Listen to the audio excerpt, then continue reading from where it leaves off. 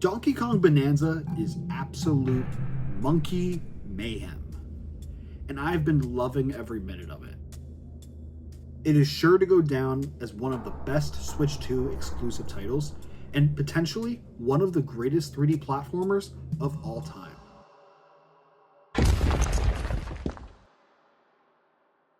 Donkey Kong Bonanza, a brand new 3D platformer from the team behind Super Mario Odyssey that truly pushes the Nintendo Switch 2 to its limits.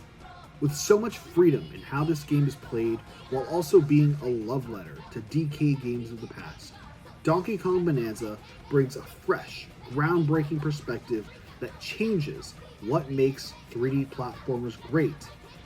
Is exactly what I would have said about 1 month ago when this game first came out.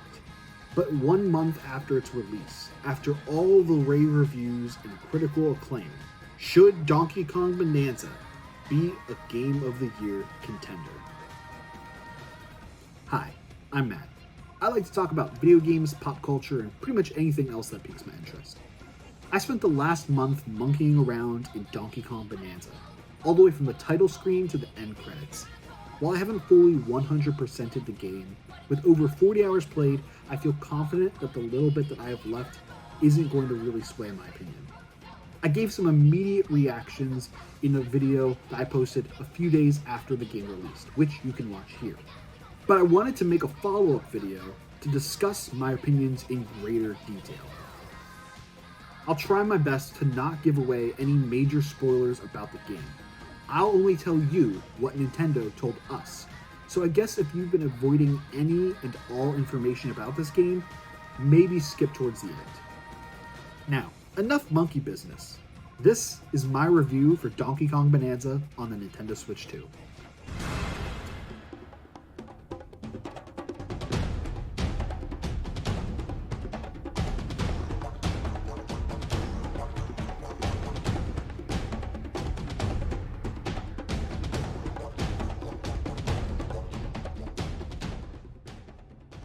Donkey Kong Bonanza is a phenomenal reinvention for one of Nintendo's biggest characters. You play as a new, lovable, goofy Donkey Kong who is working with a banana mining company and is on a crazed hunt for, you guessed it, bananas. After Voidco crashed through the mines and heads towards the planet core, DK meets a strange talking rock with a love for music, who later turns out to be Pauline.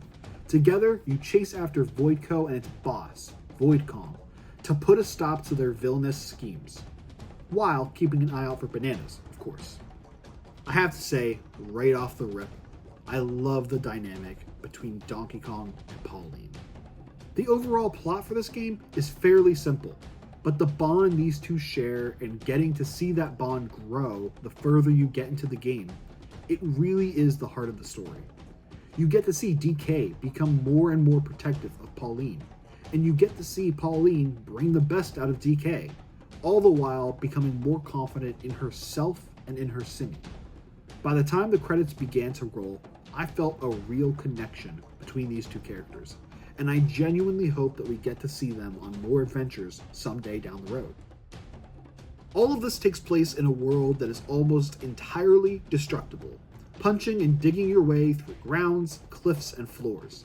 Similar to Mario games of the past, Bonanza features multiple worlds or layers that all have different landscapes, different enemies, and challenges to overcome.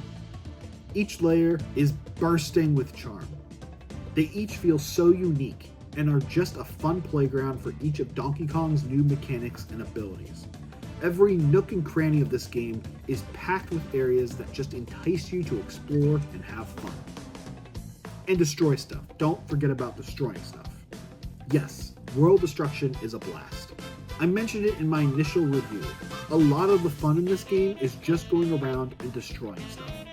When I first started the game, before the story even started, before Pauline, before all of that, I spent around 40 minutes doing nothing but destroying the starting room.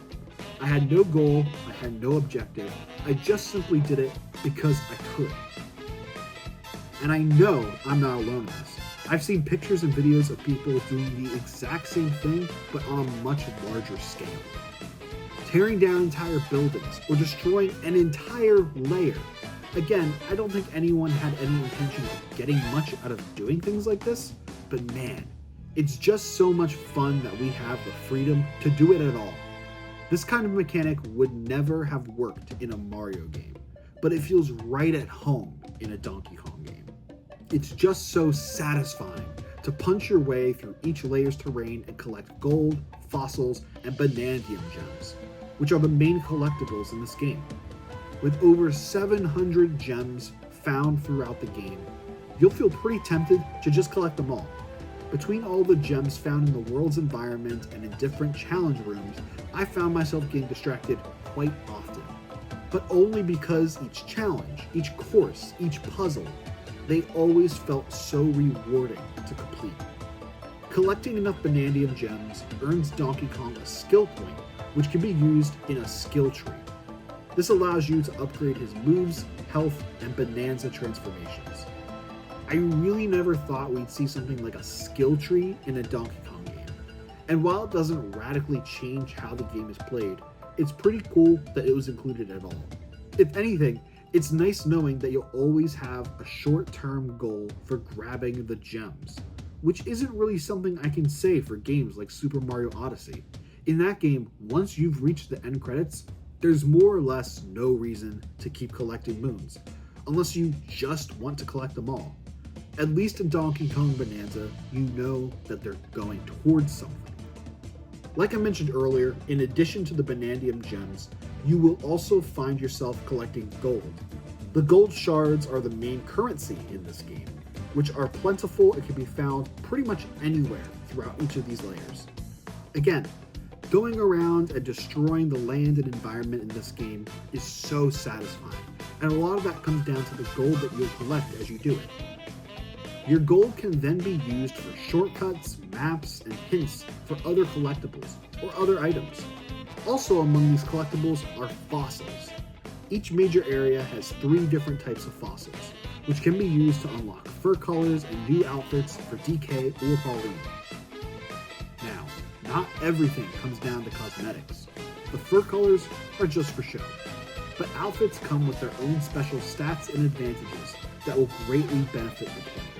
Many of these outfits and clothing items can also be upgraded for even stronger effects. All of these collectibles just make exploring each of the layers feel that much more rewarding. The objectives and challenge rooms found in Bananza are a lot of fun, but not overly challenging. That's how it is in most Nintendo titles, and this one is no exception. Still, I found there to be more than a handful of times where I just wanted to rip my hair out over a challenge that I thought was meant to be approached one specific way. But the fun thing about these challenges is that they can often be solved in multiple ways, allowing players to choose the best approach. You can punch your way through enemies, or just fly over them, climb over a wall, or just tear the wall down. It's really up to you for how each goal is reached. Here's a perfect example. While I was getting ready to start a new challenge room, my wife wanted to give it a shot. And the way that she solved the puzzle was completely different from how I solved it. The goal was to fill these square bowls with shaved ice. I took a more direct approach, using the switcheroo goo to guide the shaved ice in the right direction, around a big pit and into the bowl. And this plan worked pretty flawlessly, which is to be expected. But my wife took a different approach, instead choosing to grab chunks of terrain and just filling the pit, allowing the shaved ice to just roll right over it, and this also worked pretty flawlessly. The options for how you can solve each puzzle are just about endless. The only real limit you have is your imagination. The visuals and animations in this game are pretty breathtaking, if I'm being honest. You're breathtaking! You're all breathtaking! I'm not going to sit here and tell you that this is the most stunning, hyper-realistic game ever, but honestly, it's a gorgeous game to look at and play. There have been plenty of sites that stop my rampages of destruction to just stop and take it all in. Each layer has so much character, and with that character comes a lot of graphical hurdles, and this game conquers those hurdles with no problem at all. And the animations just add so much charm to to the characters. Again, I don't think that this is the best looking game in existence or anything, but it really is a showcase for just how much power the Switch 2 has and what kind of games it's capable of running. Now, we've talked about how the game looks, but how does it control? The controls in this game are so smooth, for the most part. There's one particular instance that I can think of that controls pretty poorly, but more on that later. If we're talking about just a general look at all of the game's controls, I think everything feels great. Controlling Donkey Kong in this 3D environment is a breeze, with plenty of movement tricks that will make any speedrunner fall in love. With these smooth controls comes a wide variety of moves and abilities that Donkey Kong can use. Diving, rolling, chunk jumps, and turf surfing makes traversing around these layers feel very entertaining. Along with these abilities comes Bananza transformations. After paying a visit to the giant elders, Pauline can use her voice to transform DK into a series of crazy, fun power-ups, and each one comes with their own special abilities. Kong Bananza allows you to smash through enemies and surroundings with ease. Zebra Bananza turns you into a zebra with a speed boost. And Ostrich Bananza gives you limited time to fly around and drop egg bombs on your enemies below. And there are even more Bananza transformations that I haven't even mentioned. All of this combined adds up to a game that controls like no other. With so much love and care put into every aspect of this game, Donkey Kong Bananza is a highly entertaining, memorable experience. But not everything is perfect about this game. It still has its flaws and areas that I wish were better. So let's take a moment to talk about some of those as well.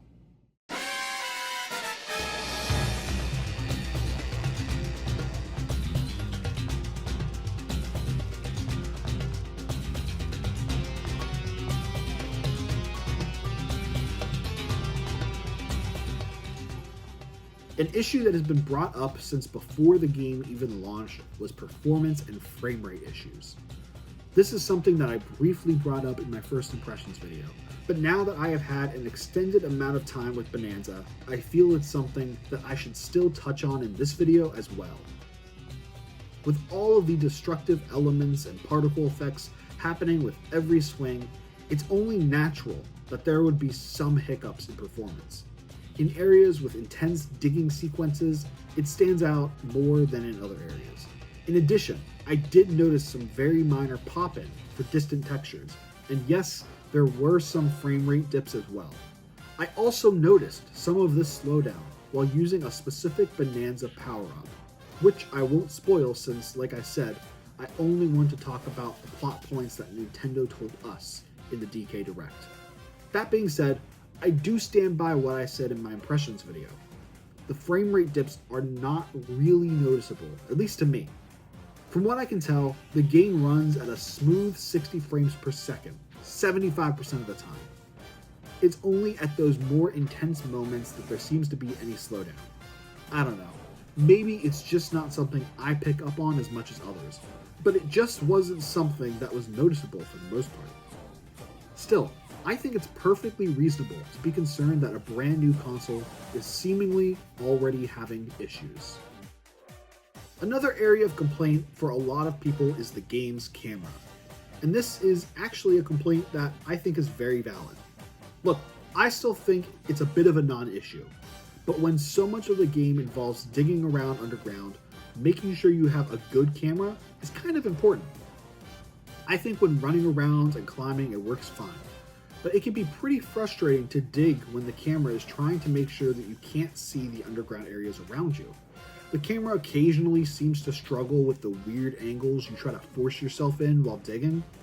Again, it's not a huge issue, but it is worth noting. Now, as I mentioned earlier in the video, the controls and mechanics in this game are great. I love climbing and digging and surf-turfing my way throughout the world. And each of the Bananza power-ups come with a unique learning curve while still being easy to control, with the exception of one. Zebra Bananza. Out of all the power-ups you get in this game, this is easily my least favorite to use. Everything feels so much more difficult to control, And when the entire point of the power-up is to run faster, not being able to control your character raises some big problems for me. It's so easy to make mistakes using this power-up, to a point where I try my best to completely avoid using it at all. I understand that Nintendo wanted to purposefully make it a little trickier to run, but I don't know how the movement and controls for this specific power-up made the final cut. All of that being said, I don't think any of these issues come anywhere close to ruining this experience for me. In a game like this where you can go in any direction at any time, ripping and tearing new paths, issues are bound to happen. And Nintendo themselves brought this up and said that they prioritized fun and playability. Now, is this just a cop-out so that they don't have to fix these frame rate issues while still acknowledging their existence? Maybe. But I don't necessarily think they're wrong either. I'm okay with frame rate dips and weird cameras if it gives me this level of freedom for exploration. Nintendo is right, it's fun, but it doesn't change the fact that there are performance hiccups, minor as they may be. And yes, some Bananza power-up controls are frustrating to say the least, but like I said, each power-up comes with a learning curve, so maybe I just haven't figured out the best way to play. Regardless, I think the positives that this game brings are more than enough to outweigh the negatives that I mentioned.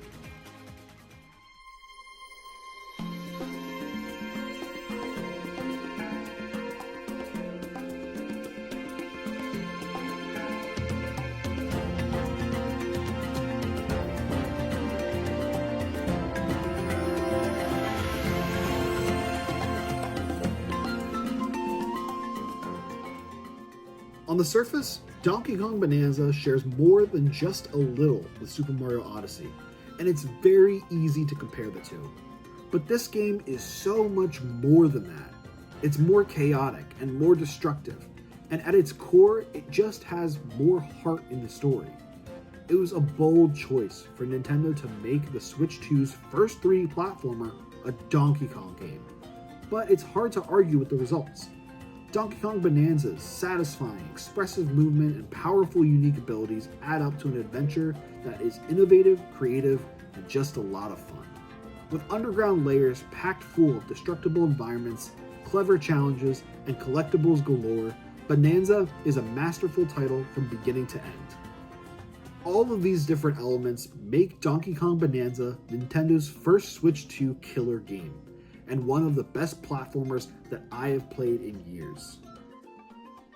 But should it be Game of the Year? That's the million-dollar question that everyone is asking. This game has been getting a lot of 9 out of 10s or 10 out of 10s, and rightfully so. It's a fantastic game. But while I don't think that the few negatives I mentioned outweigh the positives, I do still think that they should be heavily considered when answering this question. My personal answer? It comes down to what you were looking for in a game. If you're looking for a rich, deep, narrative-driven game, maybe you wouldn't consider this as an option. But if you're looking for a game with great visuals and artistic direction, controls and mechanics that feel great to play, and hours upon hours of collecting items and upgrading abilities, then Donkey Kong Bonanza is a great candidate. I mentioned in my impressions video that I wasn't sure if I could consider this to be a game of the year. Now, a lot of that simply came down to the fact that I was only roughly 10 hours in, so I didn't want to speak too much on it until I was able to take in everything that this game had to offer. But I also mentioned that I haven't played all of 2025's biggest titles. Games like Expedition 33, Death Stranding 2, Blueprints, and Split Fiction. And that unfortunately still stands as of the time of recording. So while I can't 100% confidently say that Donkey Kong Bonanza should be the game of the year, it's definitely my game of the year. Donkey Kong Bonanza is a fantastic 3D platforming adventure, full of charm and really fun mechanics.